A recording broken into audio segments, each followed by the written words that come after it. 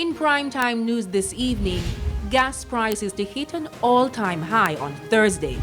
Businessman charged in St. James cash and cocaine fine, and gunmen in uniform. Investigators say criminals dressed as cops responsible for St. John's Road murders.